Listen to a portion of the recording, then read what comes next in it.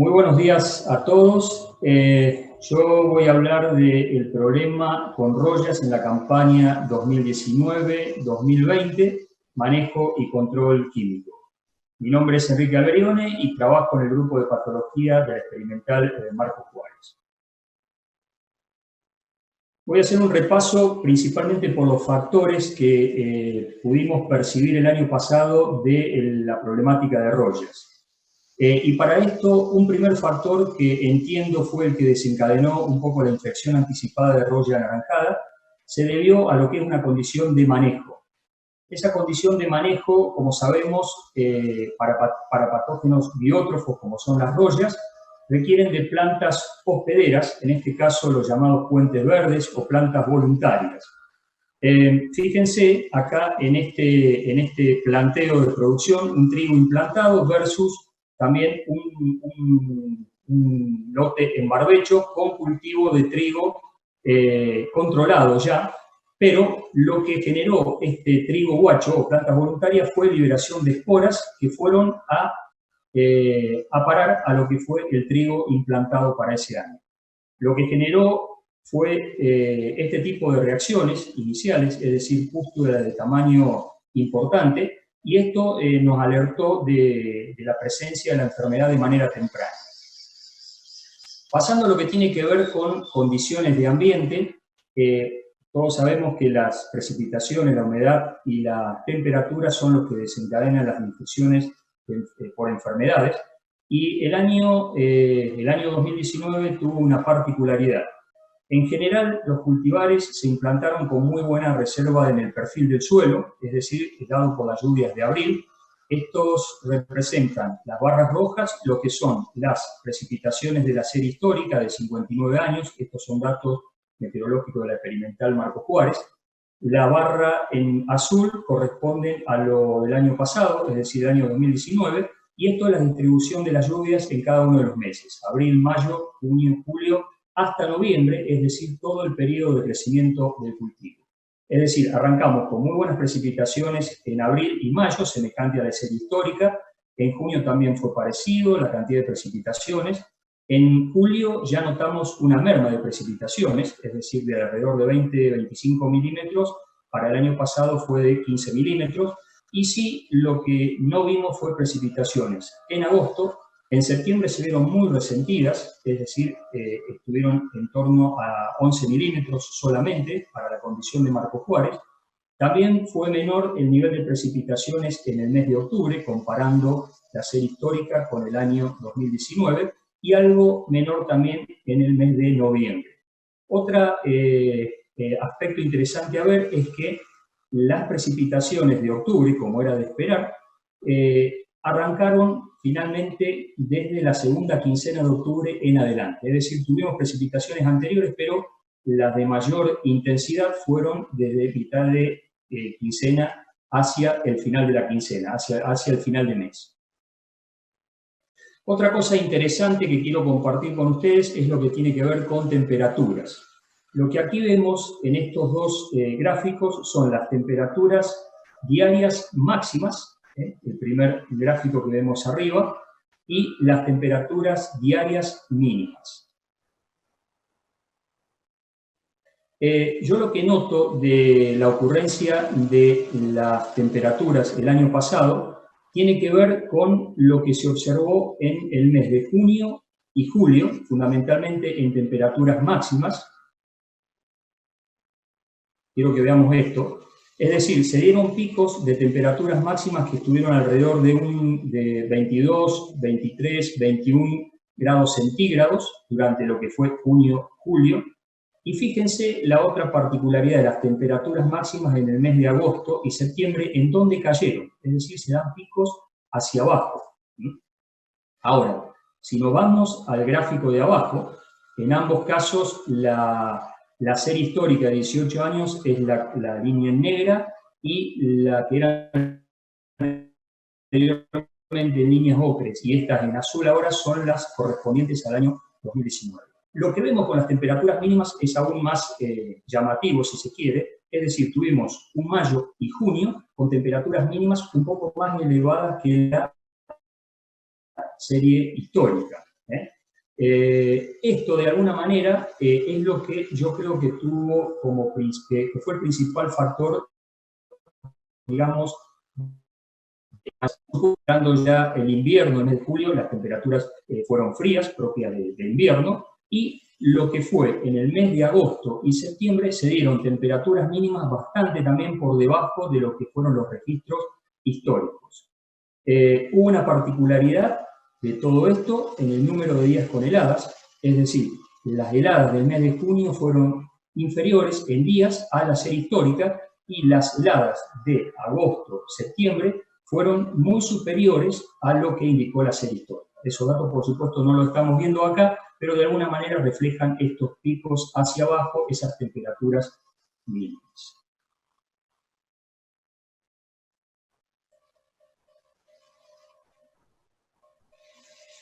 Bueno, las Royas, un poco para recordarlas, si bien todos tenemos, digamos, la idea de cuáles son cada una. Roya amarilla, con su patrón clásico en disposición de sus pústulas, en estrías, roya amarilla, estriada o lineal, de ahí el nombre. Roya anaranjada, la del centro, es decir, con una disposición que no guarda un orden, digamos, la forma de las pústulas y el color de las pústulas son distintas a las de roya amarilla. Y la de la derecha es roya del tallo o roya negra, fíjense la intensidad de las pústulas, ¿no es cierto? Es decir, vamos de una variación de un amarillo alimonado con pústulas más chicas, pústulas de tamaño intermedio, pústulas bien grandes, bien escorulantes, con un color distinto entre ellas. Pero ¿qué pasa? Desde el año 2016-2017 vimos este tipo de reacción, un tipo de reacción que se da inicialmente para infección de roya amarilla en hojas basales y en aquellos cultivares muy susceptibles o altamente susceptibles también tiende a atender este patrón de infección en toda la hoja, muy similar a cómo se da el patrón para roya anaranjada, como estoy indicando, ¿no es cierto? Hay factores ambientales que hay que conocer de cada una de ellas, tienen que ver con la temperatura. En el caso de roya amarilla, la condición de temperatura que la favorece está en un rango de 9 a 15 grados centígrados. En el caso de roya anaranjada, entre 20 y 25 grados centígrados. Y en el caso de roya del tallo, entre 20 y 30 grados centígrados. En horas de rocío también hay diferencias. La que más se independiza de las condiciones de humedad es roya amarilla, requiere de más de 3 horas de rocío para generar el proceso de infección. En el caso de roya anaranjada, entre 6 y 8 horas de rocío, de condición de humedad, de mojado de hoja. Y en el caso de roya del tallo, 8 y 12 horas de rocío. Y otro dato interesante tiene que ver con el periodo de latencia. En el caso de roya amarilla, este periodo de latencia es de 15 días. Esto es, desde el momento en que cae una espora sobre la hoja, encuentra la lámina de mojado, germina, genera micelio por dentro del tejido foliar y vuelve a producir una pústula con capacidad de esporulación. Eso lo hace en 15 días. El caso de roya anaranjada lo hace de 7 a 10 días y roya del tallo también similar a roya anaranjada. El ciclo del cultivo va paralelamente con el desarrollo epidémico de enfermedades. En este caso, lo fue el año pasado con roya de la hoja. Esto hablamos de patosistema, es decir, la unión estrecha que hay entre el patógeno y el hospedante, en este caso el trigo. Esto yo les voy a mostrar unas curvas simuladas de lo que ocurrió, un poco con datos reales a campo, de lo que pude observar a lo largo del ciclo del cultivo. Es decir, partiendo con siembras de junio hasta llegado a madurez de cosecha hacia fines de noviembre. Lo que vi en cierta forma es desde el momento en que se implantó el cultivo hasta noviembre, vi dos tipos de reacciones, si se quiere, por lo menos para la condición que impuso el ambiente de Marcos Juárez, una condición con un poco más de valores de severidad un poco más altos a lo largo del ciclo del cultivo, y otra condición en aquellos cultivares con niveles de severidad un poco más leves a moderados hacia el final del ciclo del cultivo. ¿Qué resultó esto? De alguna manera, aquellos cultivares que tuvieron anticipación en la infección de roya anaranjada mostraron a partir de julio y agosto niveles de severidad que se ubicaron en torno al 1% y al 5%. En agosto hubo alguna condición de mayor incremento de temperatura y esos niveles de severidad estuvieron en torno al 10 o 20%, por lo menos en el ambiente de Marcos Juárez, para finalmente caer en el mes de septiembre y octubre, acordémonos del estrés hídrico que tuvo el cultivo por falta de precipitaciones, falta de humedad ambiente, para repuntar a partir de lo que fue la segunda semana de octubre, coincidente con las lluvias que mencionaba anteriormente, llegando a niveles de aproximadamente unos 80% de severidad en aquellos materiales muy susceptibles.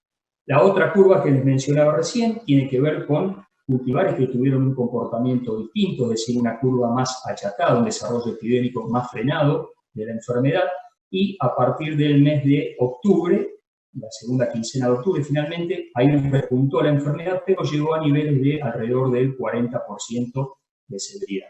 En el primer grupo, es decir, cultivares muy susceptibles, estuvieron, por ejemplo, este grupo de cultivares, y en los cultivares siendo susceptibles también, pero con una curva más achatada de la enfermedad, algunos de estos fueron los que menciono.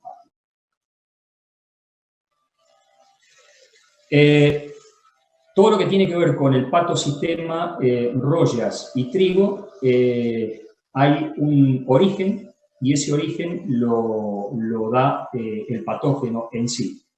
En el caso de roya de la hoja, Puccinia triticina, lo que se vio al final de la campaña pasada es que hubo virulencia sobre un cultivar en particular, como fue algarrobo, y esta virulencia también se vio sobre un viejo cultivar que es nogal, un cultivar de trigo que es nogal. La virulencia habla de la capacidad que tiene el patógeno de generar infección, de generar daño en el hospedaje.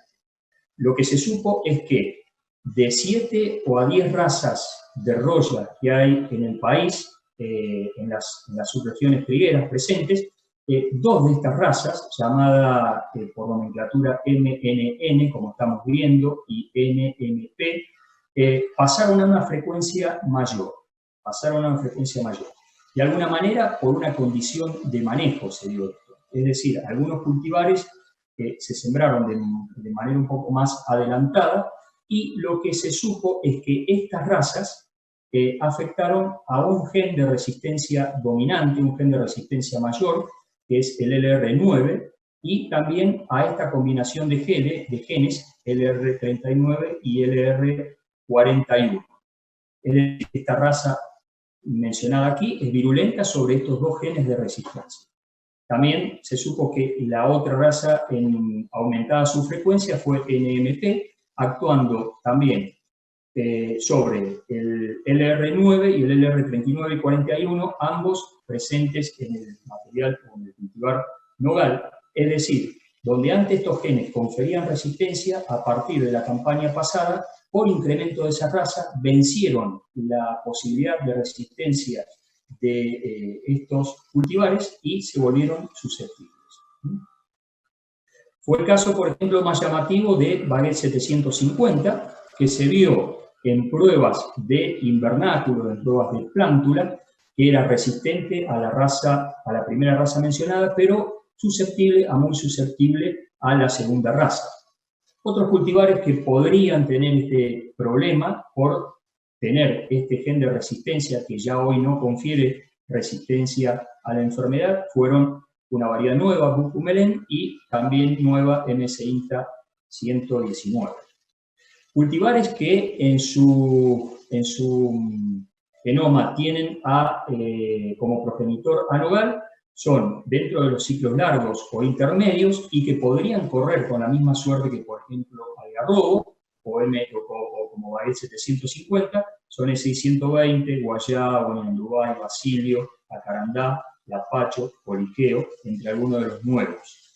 Dentro de los ciclos cortos, con la misma suerte podrían correr SI 330, Seigo, MS INTA bonaerense, 817, Klein Valor y Aluminé, por citar algunos. Esta lista se puede ver ampliada a lo mejor esta campaña. Y finalmente la conclusión que se supo de todo esto es que genotipos que basan su comportamiento en estos genes mayores manifestarán susceptibilidad en planta adulta. Es decir, como decía, todas estas pruebas se hicieron a nivel de plántula, a nivel de laboratorio, si se quiere, pero se vio que hay una correspondencia entre lo observado en plántula y lo que es planta adulta, es decir, en el cultivo extensivo. En cuanto a roya amarilla, siguiendo con lo estrecho entre patógeno y hospedante, roya amarilla, Puccinia striformis, lo que se sabe es que en realidad la enfermedad está afectando a los cultivos, no desde la última campaña, sino desde el año 2016 en adelante, con una batería de razas que son virulentas sobre la mayoría de los genes presentes en los cultivares más difundidos.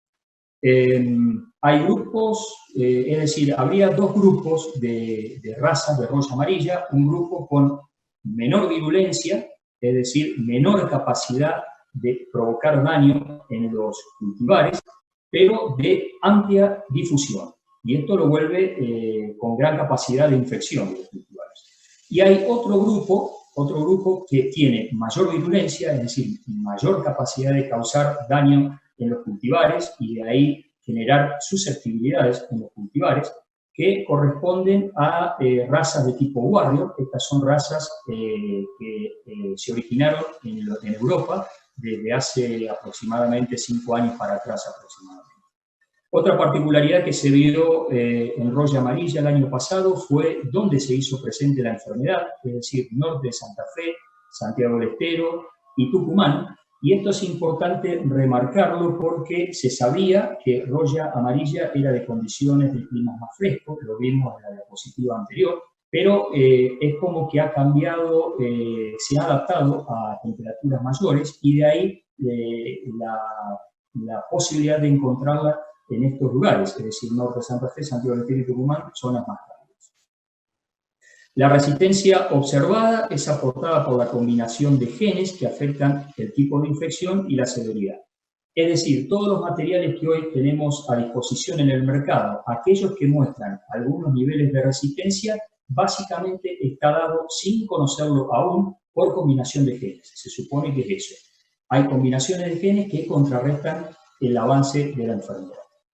Otra enfermedad importante dentro de las royas es la roya del tallo, Puccinia graminis. Fue problema en el año 2014-2015. Seguramente no hay que hacer mucha memoria para acordarse del impacto que tuvo sobre los rendimientos.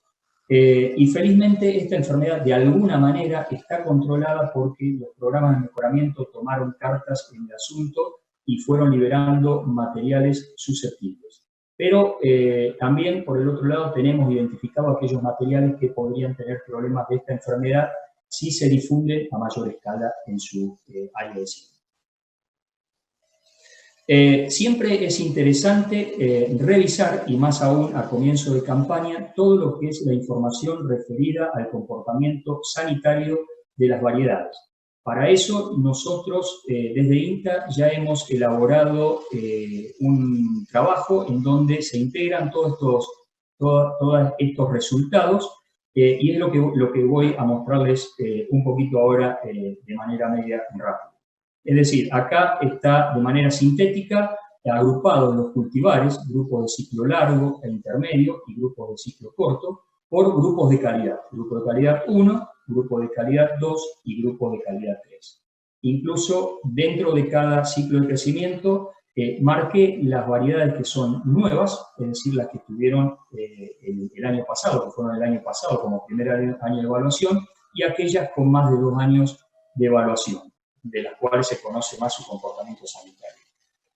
Yo para sintetizárselo de alguna manera, lo que veo aquí es que en el grupo de calidad 1, que siempre de alguna manera tenemos el concepto de que son menos rendidoras, pero que nos aportan buenas características de calidad, también lo son en el comportamiento sanitario.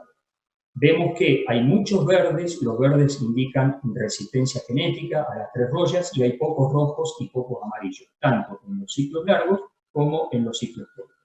Cuando nos vamos al grupo de calidad 2, es decir, por ahí los cultivares más difundidos, más sembrados, vemos muchos rojos en las 3 royas, muchos amarillos en las rollas y menos verdes.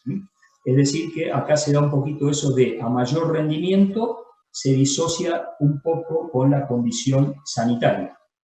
Y yendo a los grupos de calidad 3, intermedios, largos intermedios y cortos, vemos un intermedio, es decir, algunos rojos y algunos verdes. Esta información, como les decía, la pueden llegar a visualizar en el trabajo completo, que es lo que está en este link ya difundido.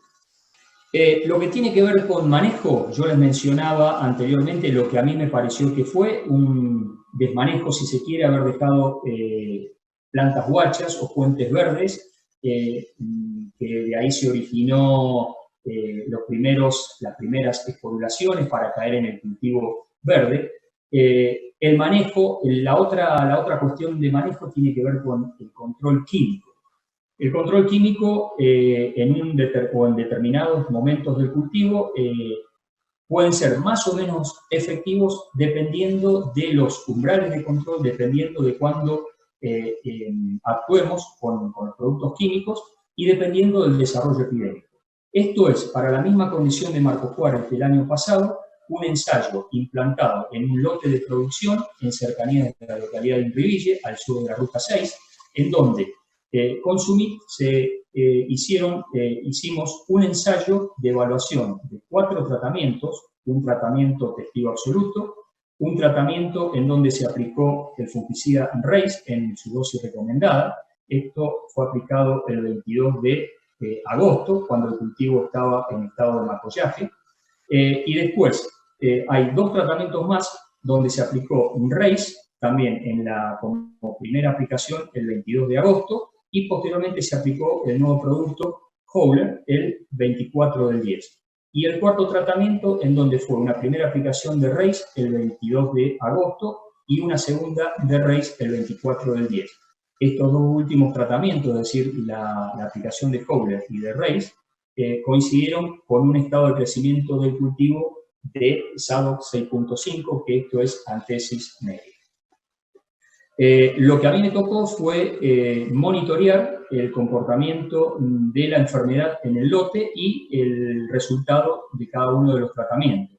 Para ello vemos que la incidencia y la severidad de roya anaranjada, eso fue en agosto, tuvo valores de 72% de incidencia y 22% de severidad.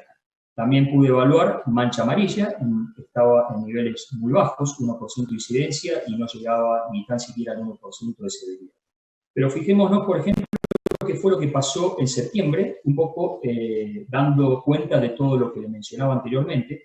Los niveles de severidad de roya amarilla cayeron estrepitosamente, prácticamente había desaparecido la enfermedad. A partir del repunte que tuvo la enfermedad con las lluvias ocurridas a partir de la segunda quincena de octubre, los niveles de incidencia y severidad en el testigo se vieron incrementados. Y esto se pudo reflejar en esta evaluación que pude hacer el 21 de noviembre, con niveles de severidad en torno al 30 y 40% entre el testigo y los tratamientos. A su vez, los niveles de incidencia y severidad también para mancha amarilla crecieron un poco más por esa condición de mayor humedad del mes de octubre. Lo interesante de todo esto, si bien no se perciben muchas diferencias a nivel de controles de la enfermedad, sí se pudo ver que el tratamiento con el fungicida Reis en asociación o en combinación con el producto Howler es un nuevo producto de Sumit que apunta a generar, activar sistemas de defensa en la planta. Lograron incrementos del rendimiento, este tratamiento, por encima del rendimiento observado en el testigo en más de 1.100 kilos, es decir, 11 quintales por encima del testigo. La doble aplicación de Reis estuvo 10 quintales por arriba y la de Reis simple casi 7 quintales por arriba del testigo.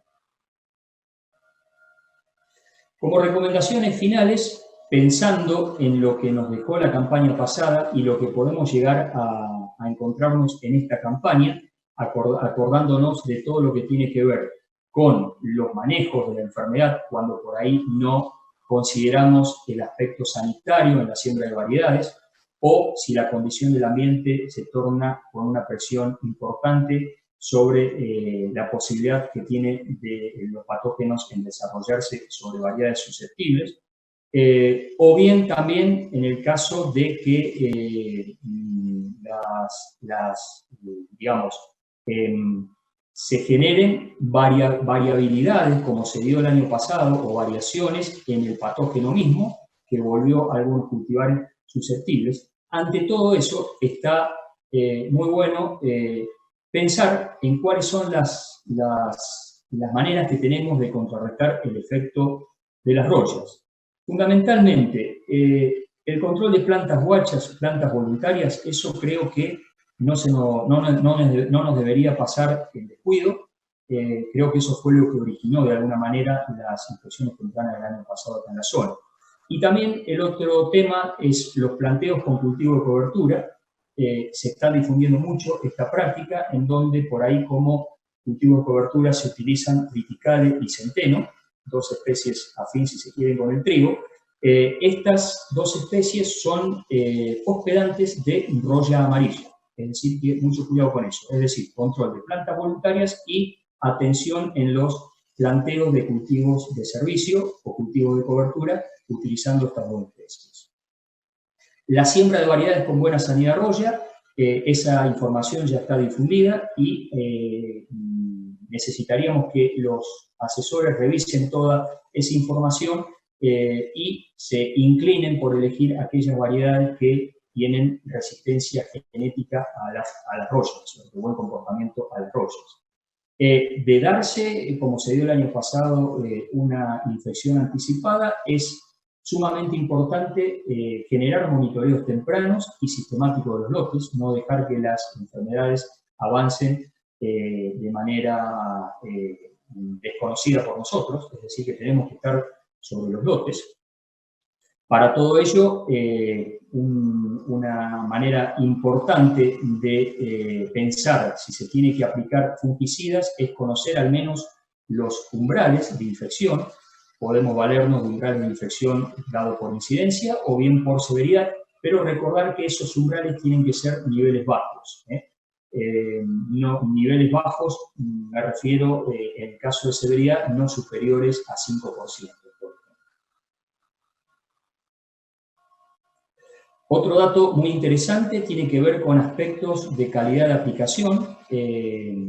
Por ahí, el año pasado hemos recibido consultas en donde se dudaba de tal o cual producto, pero por lo que pudimos indagar y conocer, en algunos casos hubo algún tipo de descuido en el tema de calidad de aplicación, es decir, que los equipos que hacen la aplicación estén en perfectas condiciones, que haya buenas condiciones de ambiente para generar la aplicación, que el desarrollo de enfermedad no sea suficientemente alto como para eso volverlo inmanejable, y también el estado de los cultivos más cerrados, es decir, con mucho follaje, hacen que las aplicaciones no lleguen a los blancos, que son las hojas por ahí inferiores, que si no son debidamente controladas pueden seguir generando esporulación desde abajo.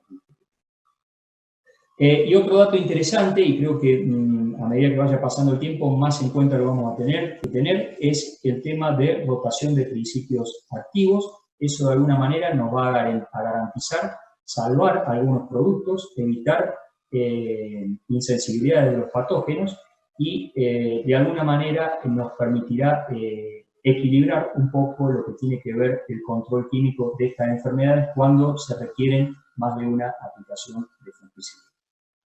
Eso fue todo. Yo les agradezco este espacio por toda la atención que han tenido y quedo a disposición de ustedes para las consultas que crean pertinentes sobre este tema. Desde ya, muchas gracias.